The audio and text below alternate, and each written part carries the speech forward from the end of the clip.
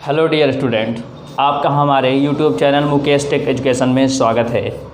मैं मुकेश चौरसिया एक बार फिर से आपके समक्ष क्लास 12 पहला अध्याय वैद्युत आवेशता क्षेत्र को लेकर आए हुए हैं।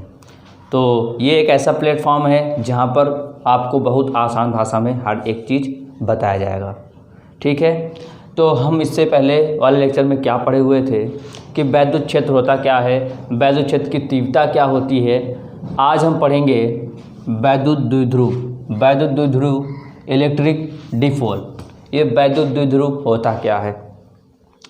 परीक्षा की दृष्टि से आज जो टॉपिक पढ़ाया जाएगा वो काफ़ी इम्पॉर्टेंट टॉपिक है। इसको ज़रूर नोटिस करिएगा, लिखिएगा, समझिएगा। चलते हैं, समझते हैं वैद्युत द्विध्रुव होता क्या है। सपोज समझते हैं कि ये दो आवेशित क्या हैं, इस पर दो आवेश हैं।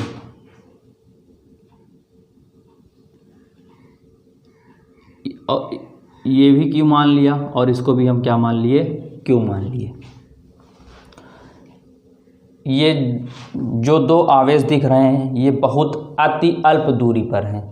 अति अल्प मतलब यहाँ से यहाँ तक की लंबाई क्या मान लिया हम, 2 मान लिए।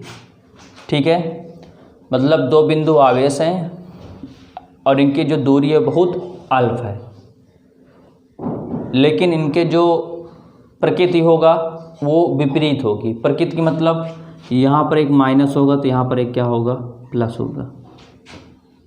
और इनके परिणाम जो होंगे वो समान होंगे। परिणाम मतलब क्या कि यहाँ भी क्यू तो यहाँ भी क्यू, परिणाम सेम रहेगा, बस प्रकृति क्या हो जाएगी, इनकी विपरीत हो जाएगी। क्लियर है।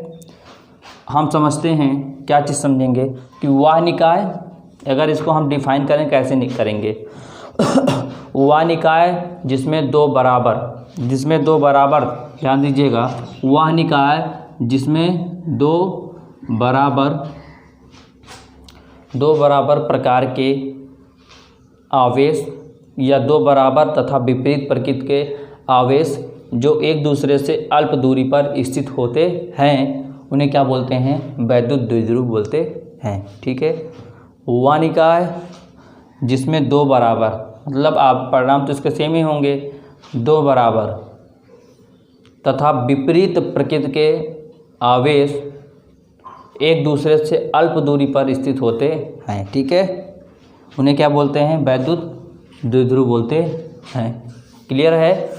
तो इसके हम डिफिनेशन लिख लेते हैं, डिफिनेशन तो आगे देखते हैं। चलिए देखिए, हमने लिखा क्या, वह निकाय जिसमें दो बराबर तथा, दो बराबर मतलब भी बताया आपको, ये दो क्यू मतलब क्यू रहेगा, दो आवेश समान रहेगा, इनके जो परिणाम होंगे वो समान रहेंगे।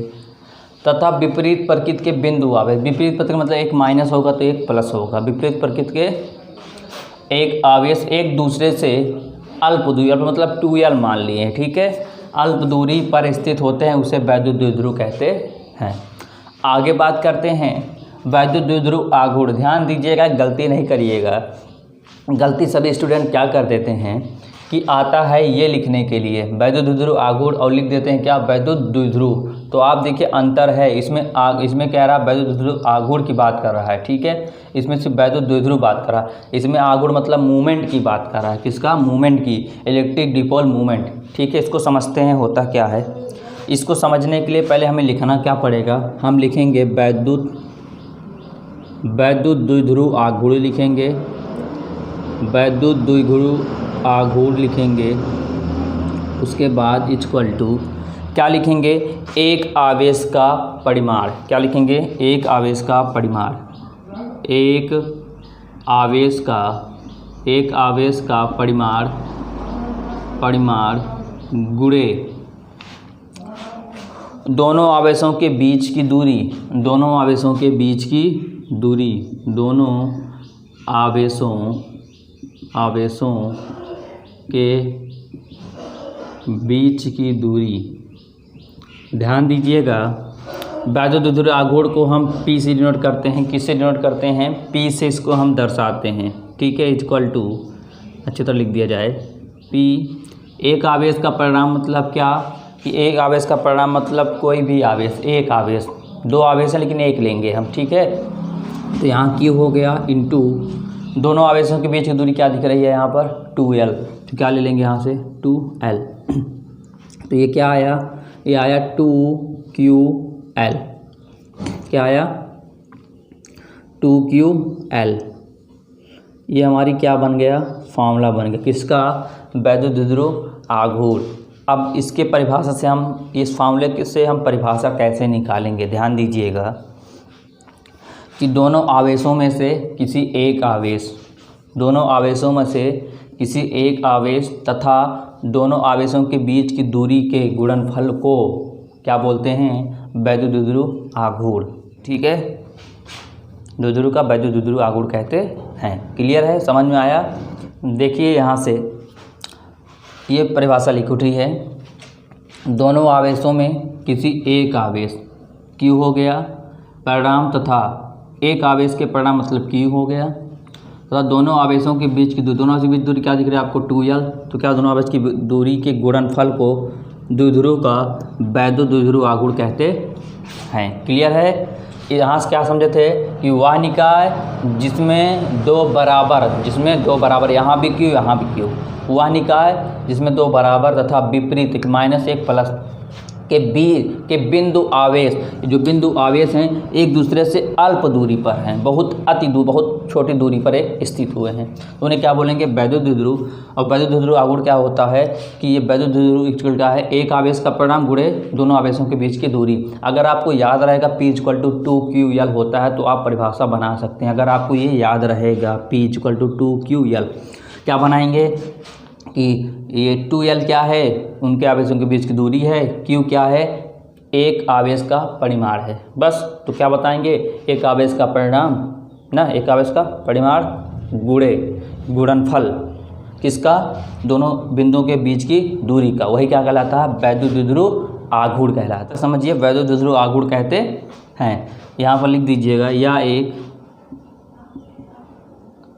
एक सदिश राशि है, या एक सदिश राशि है। तो अगर इसका मात्रक पूछेगा तो मात्रक लिख दीजिए। कैसे लिखेंगे मात्रक, Q यहाँ से देखेंगे, यहाँ से नहीं, यहाँ से देखेंगे, यहाँ से भी देख सकते हैं, कोई दिक्कत नहीं। Q क्या है, आवेश है, तो क्या लिख दिया, आवेश का मात्रक क्या कूलाम होता है ना, तो क्या लिख दिया कूलाम। यहाँ देखिए ये 2L क्या दिख रहा है, ये 2L मतलब लंबाई हुई ना, दूरी हुई ना, और दूरी किससे नापते हैं, लंबाई किससे नापते हैं, मीटर से। तो इसका मात्रक क्या हो गया, मीटर। क्या आ गया, मीटर। तो क्या सीखा, मात्रक क्या निकला इसका, कूलाम मीटर। अगर इसी का विमीय सूत्र पूछे आपका, विमीय सूत्र क्या होगा, विमीय सूत्र की अगर हम बात करें, यहाँ से देख सकते हैं विमीय सूत्र क्या होता है। तो देखिए कूलाम का बताया गया था, क्या आवेश, तो यहाँ क्या होता है 80, क्या होता है 80, और यहाँ पर ये क्या दिख रहा है, मीटर क्या होता है L, क्या होता है मीटर का L होता है, क्या होता है L होता है। तो यहाँ हम कर दिए क्या, LTA, ये क्या निकला, इसका विमीय सूत्र निकल गया। तो आपको ये टॉपिक समझ में आया होगा, और अगर वीडियो अच्छा लगा हो तो लाइक कीजिए और सब्सक्राइब भी कीजिए, और औरों को भी शेयर कीजिए, ताकि ये इस लेक्चर का वो सब भी लाभ ले सकें। और जो भी आपको डाउट्स होगा, जो भी प्रॉब्लम्स होगी, जो प्रॉब्लम्स आपकी क्रिएट हो रहेंगी इस फ्री सब्जेक्ट में, आप हमारे कमेंट में अपने कमेंट को मेंशन कर सकते हैं। तो कल मिलते हैं नेक्स्ट लेक्चर में, तब तक के लिए गुड बाय, धन्यवाद।